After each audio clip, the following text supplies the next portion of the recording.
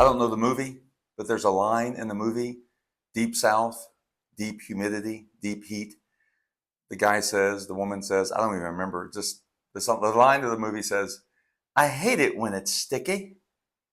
I hate it when it's sticky.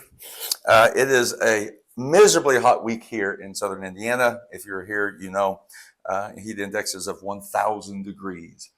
Satan is coming here for vacation this week. So anyway, I'm still sweating. I took a run this morning and it's been 17 hours. Not really, but still. All right, enough TMI. Hey, so I'm representing Asbury. If you know, you know. So hey, Asbury is Asbury. Boom. And Asbury is as Wesleyan and as Methodist as they come. So anyway, love my alma mater. Love my seminary. So, all right, let's jump in. One verse, James 4, verse 10.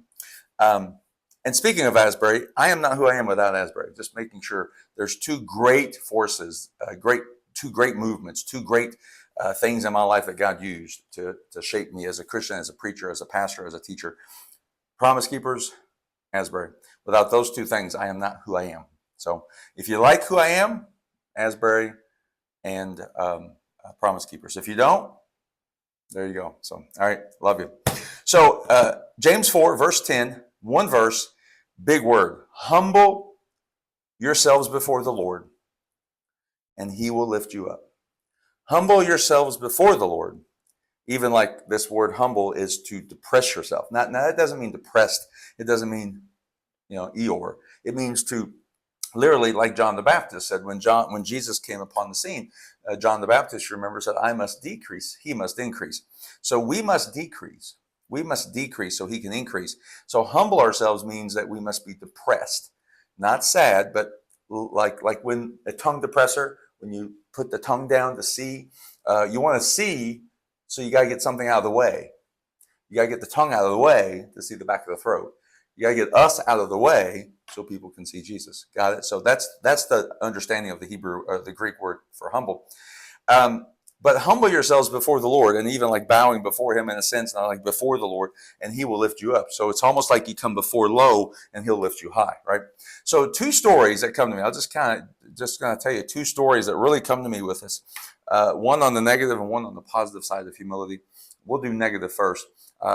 When Merritt and I went to Africa, I think it was 2016. I think. It was more than that. I think it was 2012.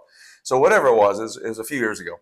And when we went with a team of people from different places and all over the country, South Africa, different places, especially on the continent of Africa. But I was the American, Randy Rogers, Wesley Paul, a couple of others from America.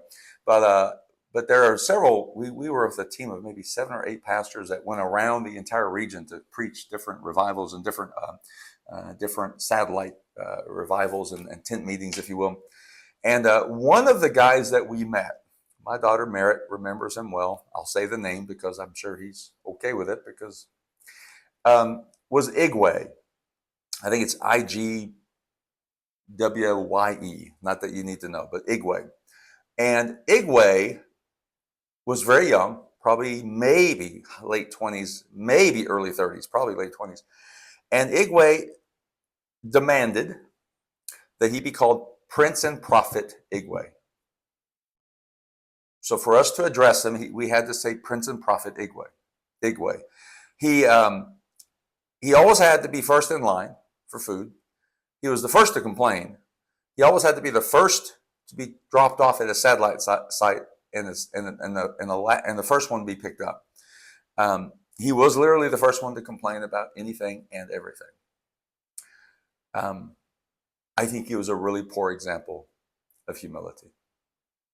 He was very charismatic. He was actually a pretty decent speaker. And I actually enjoyed conversation with him at times. I did not like his witness. And I do not think he practiced James 4, verse 10. Okay. Positive story. I'm not saved. I get saved at the Promise Keepers meeting May of 1997. I'm working at the Richmond Palladium item, a newspaper.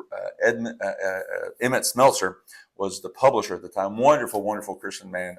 deep, deep, solid Christian Lutheran church, and but he later in the year, after I announced that I was resigning from the newspaper and kind of giving up that track that they were on, that they had put me on. I was on the mobile, moving up the ladder track, and to take on the pastor at the 3-point charge in Mount Olivet, Kentucky.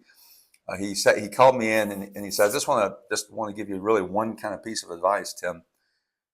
Reverend is an attitude, not a title.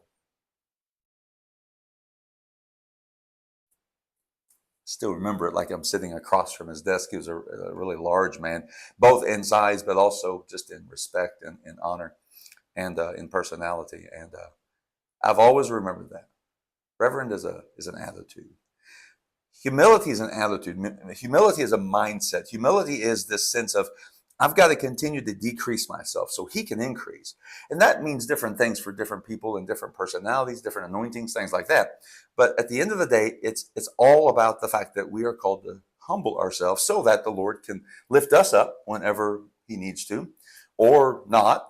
But also always the fact that Jesus is seen through us, around us, beyond us, so we never block the view of Jesus. To depress ourselves is to never block the view that others can have of Jesus. That makes sense? We never want to block the view. So there you go. So let's be devoted to truly humbling ourselves. Let's be devoted to be truly humble. Be blessed in Jesus' name.